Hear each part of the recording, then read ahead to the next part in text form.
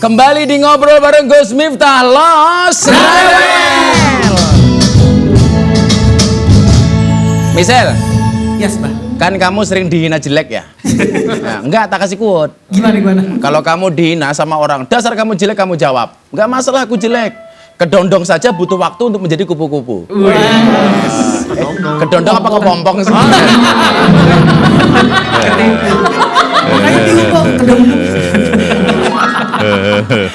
Ini ternyata pemirsa, Sobat Kepo, yang pinter bikin quote tidak hanya Gus Miftah.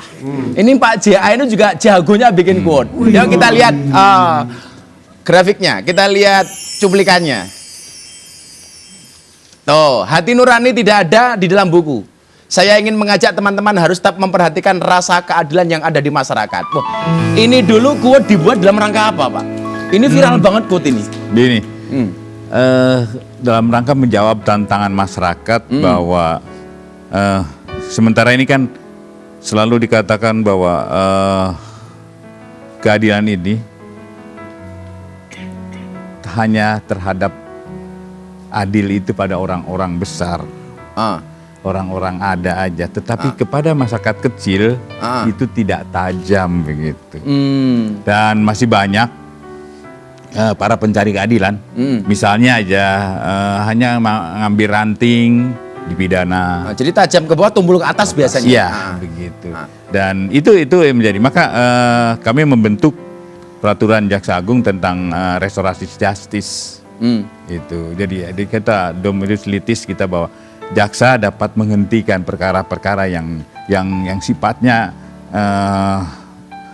kerugiannya kecil, kemudian ada perdamaian. Itu yang utamanya adalah tidak semua perkara itu masuk ke pengadilan. Termasuk katakanlah ranting kecil itu, Pak. Iya, kan kasihan lah, Gus. Iya. Ini luar biasa sekali, maknanya begitu mendalam. Ya. Dan saya dulu juga pernah buat quote untuk Pak Jaksa Agung kalau nggak salah. Yuk kita lihat yuk. Saya Gus Miftah mengucapkan selamat Hari Bakti Adiaksa ke-60.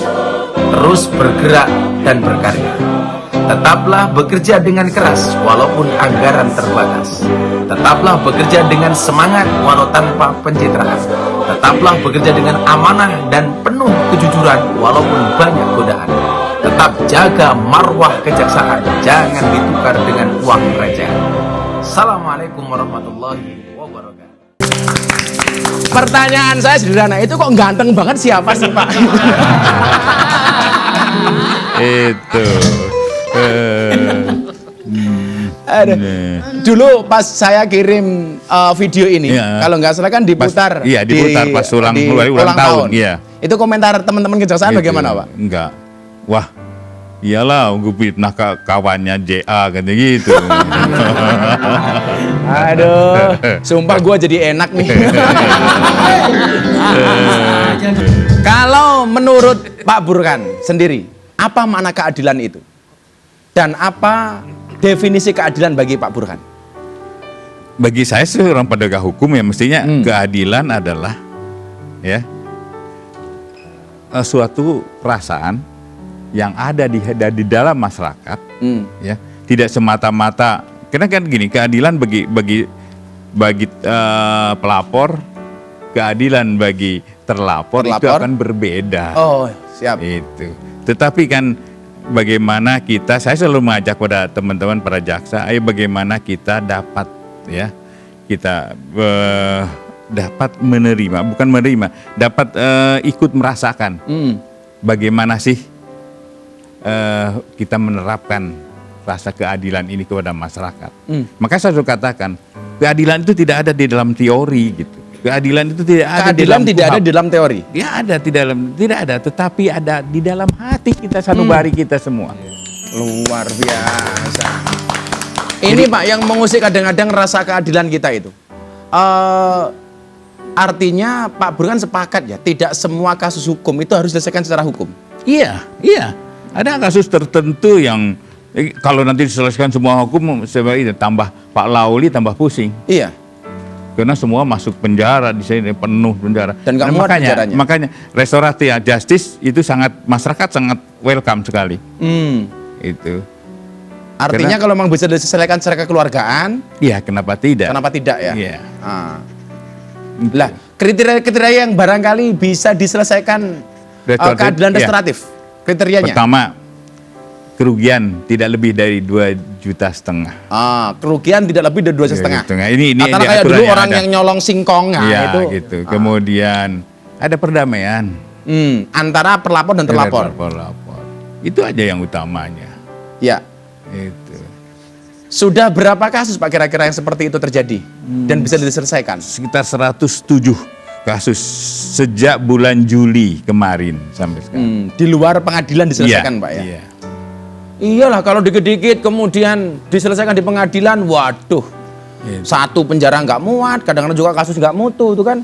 Iya. Nah, nanti orang jabut rambut saya sedikit langsung saya laporkan. Wah. Kenapa? Perbuatan tidak menyenangkan. Wah. Jabut jenggot. Jabut jenggot. Ini Pak, ngomong soal hukum, sejak kapan Pak Burkan ini tertarik untuk terjun ke dunia hukum? Sebenarnya Cerita awalnya dulu seperti apa, dari Pak? awal ya ini kecelakaan Oh, aja. kok kecelakaan, Pak? Jaksa Agung ya? Kecelakaan aja. Saya tadinya pengennya sih jadi pengusaha gitu. Awalnya pengen jadi pengusaha. Tapi ya udah masuk fakultasnya fakultas hukum, kemudian ya tentunya saya ingin menerapkan ilmu saya. Yang kebetulan juga saya diterima di kejaksaan, ya berkarya di kejaksaan. Karena saya bagaimanapun kalau saya sudah terjun, saya harus serius. Tidak setengah-setengah ya? Tidak setengah-setengah. Dan alhamdulillah dengan masa kerja 23 tahun, ya 23 tahun, bintang saya sudah 3 pada waktu itu. 23 tahun bintang 3? Ya, itu Biasa. nah, alhamdulillah saya memang tidak mencari apa-apa di sini, cari keberkahan aja lah Gus. Ini kata kuncinya ini, jadi jaksa carinya keberkahan. Jadi bintangnya itu langsung nempel sel. Tapi lebih banyak saya bintangnya sel, bintang 9.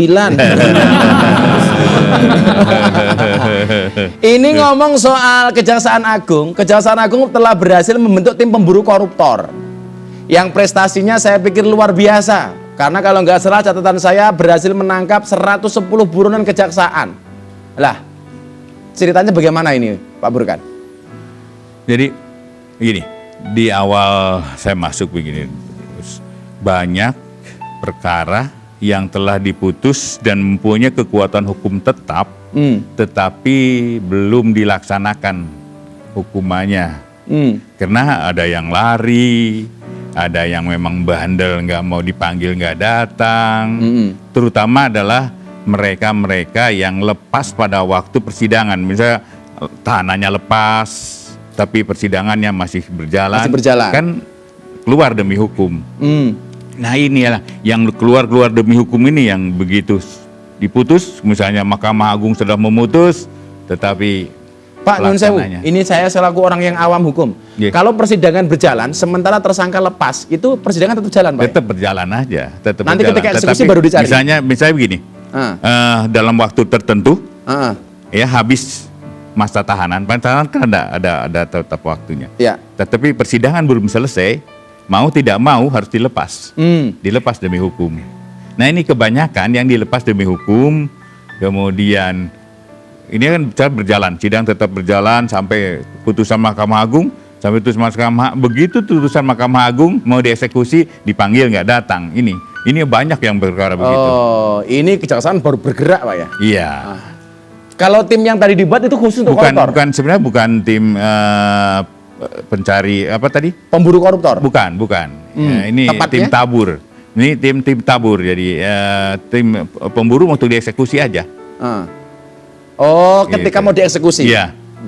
Oke, ini kan Pak Burkan terkenal nih sebagai orang yang mempunyai keberanian membongkar kasus-kasus korupsi besar. Pernah nggak Pak? Ada upaya-upaya negosiasi ke Pak Burkan? Ayolah Pak Burkan, tahu sama tahu lah. Gitu. Ya banyak tantangannya. Itu. Tapi insya Allah saya nggak ini, saya ingin bukti gini. Tujuan saya adalah ingin mengembalikan marwah kejaksaan. Ya. Jadi saya berusaha apapun tantangannya, apapun resikonya. Tapi kan ada saya Pak, hadapi. usaha-usaha nego atau Ya, lobby gitu. ya sih itu pasti ada, pasti ada. Pak, Tapi tergantung kitanya kan mau dilobi apa tidak gitu. selama dari jaksa, godaan terbesarnya apa Pak? Katakanlah, Pak, jangan dilanjutkan, kita kasih sekian uang. Hmm, Pasti sering Pak ya? Iya, Dan itu kembali ke nurani kita iya masing-masing. betul. Inilah luar biasa. Pak, maka saya punya punya quote. Bukan mimpimu yang harus mengecil, tetapi kemampuan dan keberanianmu yang harus membesar. Wah. Yang paling sulit kan merubah pola mindset mereka. Ya bagaimana yang tadinya mungkin harus serba duit.